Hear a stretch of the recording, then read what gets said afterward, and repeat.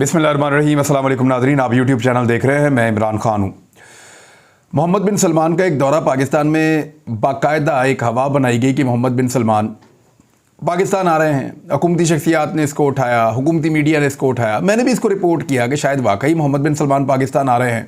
थोड़े दिन पहले मैंने आपसे ये कहा था कि इमरान खान साहब ने इसी नुक्ते के पेश नज़र थोड़ा सा अपना लॉन्ग मार्च आगे किया है और उसके अंदर कुछ और चीज़ें भी हैं, वो बड़ी इंटरेस्टिंग चीज़ें हैं।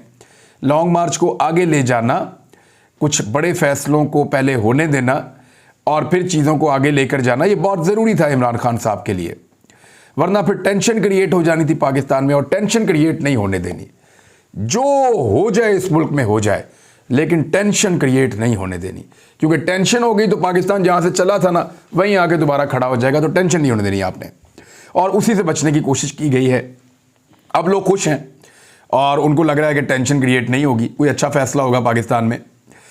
मामला यह है कि मोहम्मद बिन सलमान का सऊदी अरब का दौरा अब कहा जा रहा है कि मुलतवी हो गया है, लेकिन अब किया क्या जाएगा, ज़रा ये गौर कीजिएगा। बल्कि ख्वाजा आसिफ ने गालिबन इसके ऊपर एक कार्रवाई डाली भी है, और मैंने थोड़े दिन पहले बता दिया था कि कार्रवाई डलेगी क्या। कहेंगे कि देखें, जब पिछली मरतबा चीन का सदर आ रहा था तो इमरान खान धरना लेकर आ गया।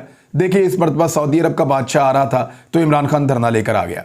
मैंने उस दिन भी कहा था कि पाकिस्तान की किस्मत जब बदलेगा, पाकिस्तानी बदलेगा, हम बदलेंगे।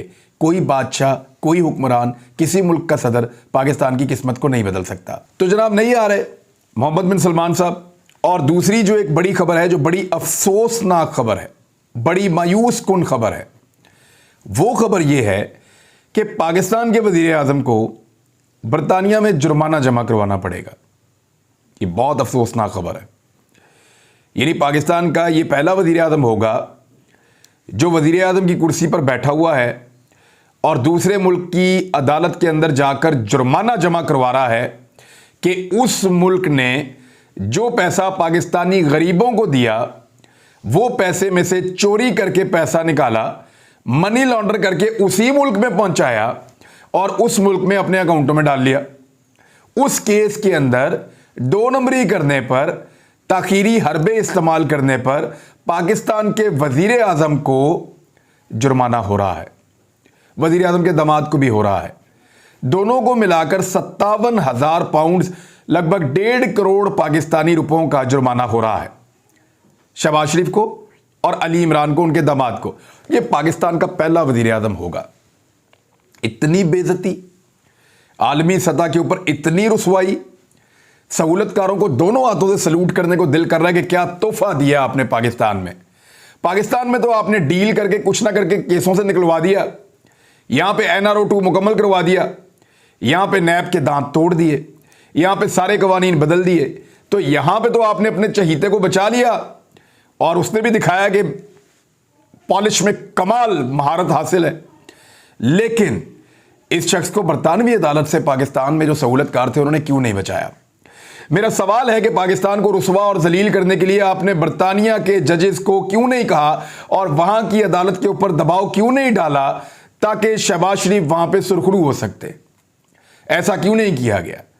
यानी अब करप्शन के केस के अंदर भी शहबाज शरीफ ने अकेले बेइज्जत नहीं होना, उसके दामाद ने और शहबाज शरीफ ने अकेले बेइज्जत नहीं होना। पहले वहां पे केस करना है, फिर वजीर आजम बनना है और फिर पूरे मुल्क को अपने साथ बेइज्जत करवाना है। यानी वजीर आजम की कुर्सी पर बैठना जरूरी था।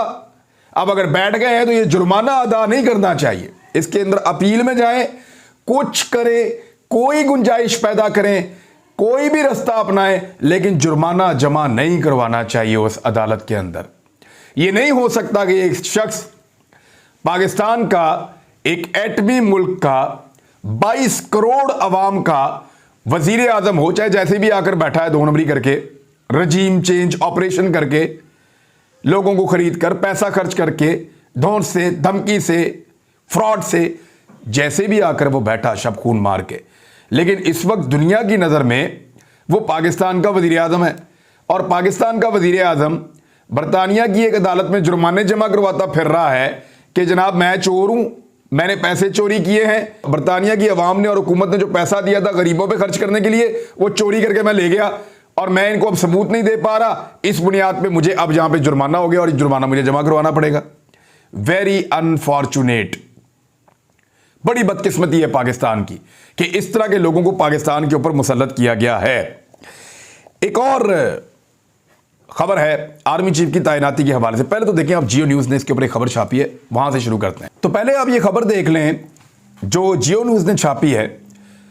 खबर यह है कि सबसे सीनियर अफसर को आर्मी चीफ बनाया जाएगा। नवाज शरीफ और शहबाज शरीफ की मुलाकात में अहम फैसला हो गया है। अब ज़रा मैं आपको सीनियरिटी की जो 2 लिस्टें हैं इस वक्त, वो दोनों मैं आपके सामने रख देता हूँ, फिर आपको एक वाकया सुनाता हूँ, आपको सारी चीज़ समझ आ जाएगी। सीनियर इस वक्त जो लिखा जा रहा है वो 6 लोगों को लिखा जा रहा है। नॉर्मली 3-4 लोगों में से 5 लोगों में से चॉइस हो जाती है।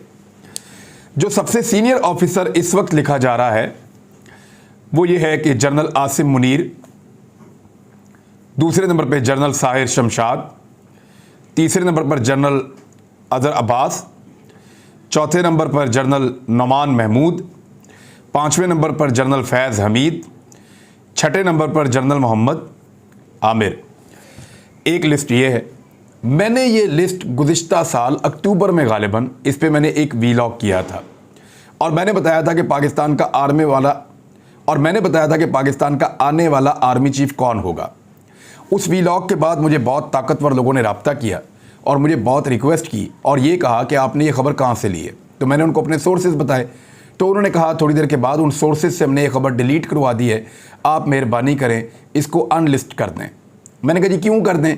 तो उस पर उनका एतराज़ ये था कि जनरल आसिम मुनीर पहले रिटायर हो जाएंगे जनरल कमर जावेद बाजवा की रिटायरमेंट से, तो इसलिए ये आर्मी चीफ नहीं बन सकते। ये उस वक्त मुझे सीनियर जो लोग थे, ताकतवर लोग थे, उन्होंने ये कहा था कि जो पहले नंबर पे आप बता रहे हैं जनरल आसिम मुनीर साहब, ये 2 दिन पहले रिटायर हो जाएंगे जनरल कमर जावेद बाजवा की रिटायरमेंट से, तो आपकी सीनियरिटी लिस्ट गलत है। तो मैंने कहा जी मैं ठीक कर देता हूँ।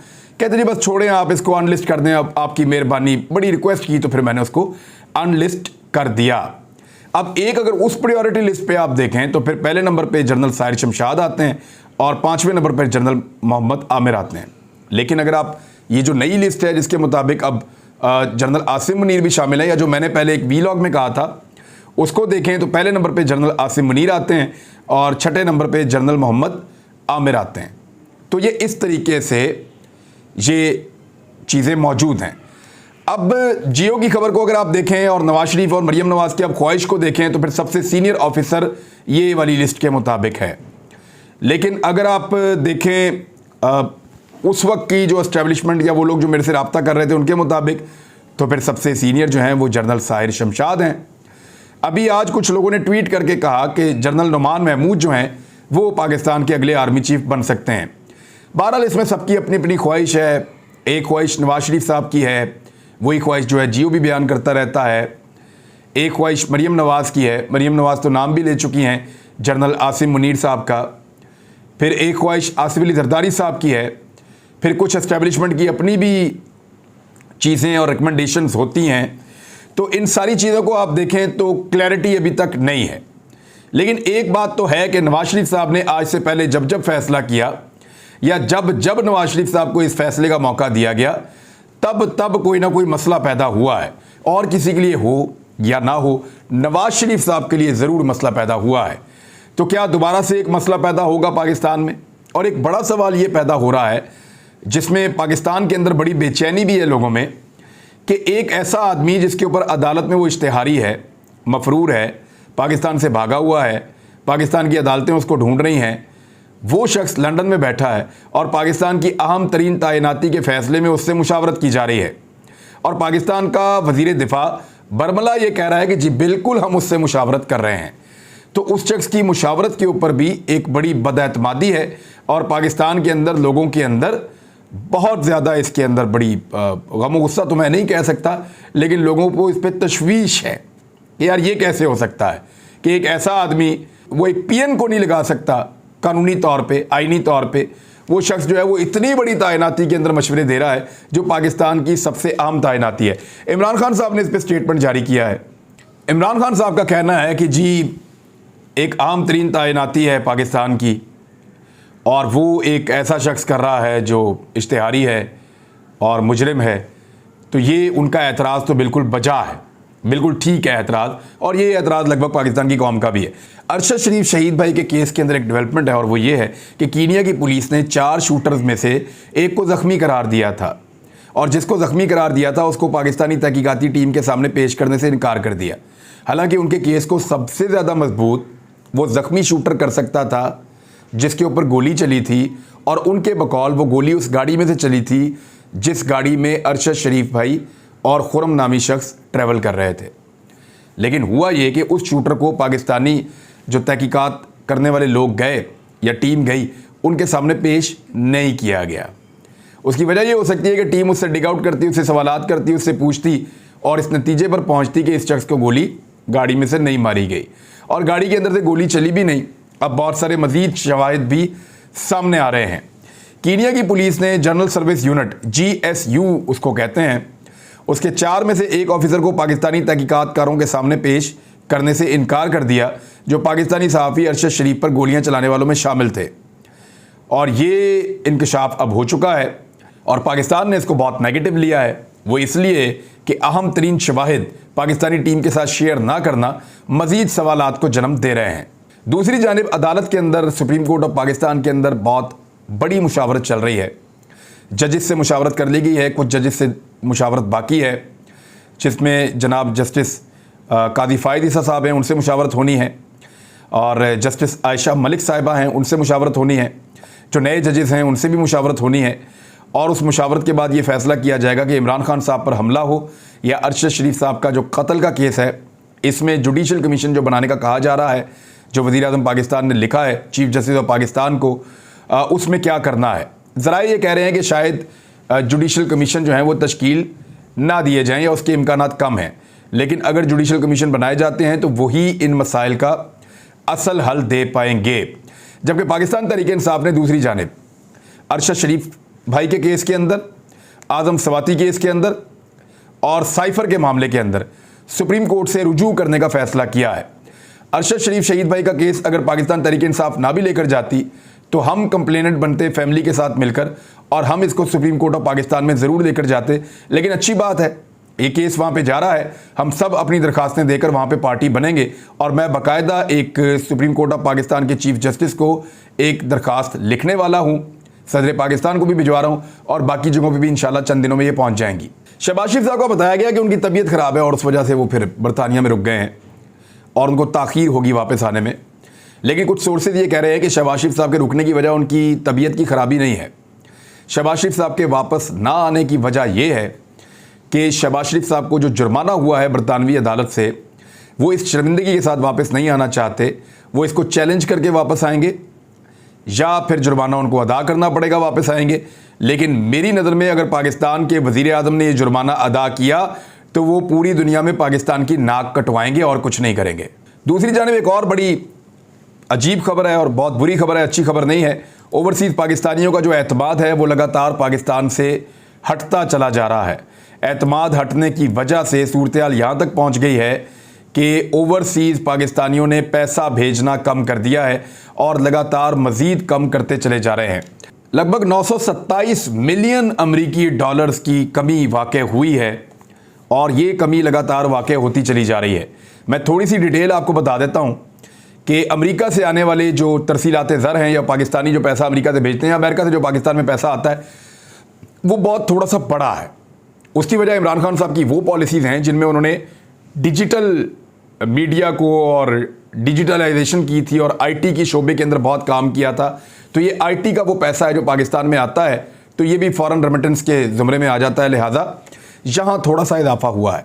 यूके से जो पैसा आता है वो कम हो गया है, जो पैसा कनाडा से आता है वो कम हो गया है, सऊदी अरब से कम हो गया, यूएई से कम हो गया, इसके अलावा जो जीसीसी मुल्क हैं वहाँ से कम हो गया, यूरोपीय यूनियन वहाँ से पैसा जो आता है वो भी कम हो गया, और इसके अलावा जो बाकी मुल्क हैं वहाँ से भी पैसा कम हो गया जो पाकिस्तान में आ रहा है। तो ओवरऑल पाकिस्तान को 8.6% की कमी का सामना करना पड़ा है जो पैसा पाकिस्तान में आ रहा था। यानी यूके में 8.3% कम हो गया, कनाडा में 10.8% कम हो गया, सऊदी अरब में 11.7% कम हो गया, और उसके बाद आपका यूएई में 9.2% और जीसीसी ममालिक में 6.2%, जबकि ऑस्ट्रेलिया में 19.6% रेमिटेंसेस कम हुए हैं जो पाकिस्तान में वो पैसा भेजते हैं। यूरोपीय यूनियन से 11.4% और बाकी ममालिक से 11.6%। तो ये भी इम्पोर्टेड हुकूमत के कारनामों में लिखा जाएगा। अब तक के लिए इतना ही, अपना ख्याल रखिएगा, अपने चैनल का भी। अल्लाह हाफ़िज़।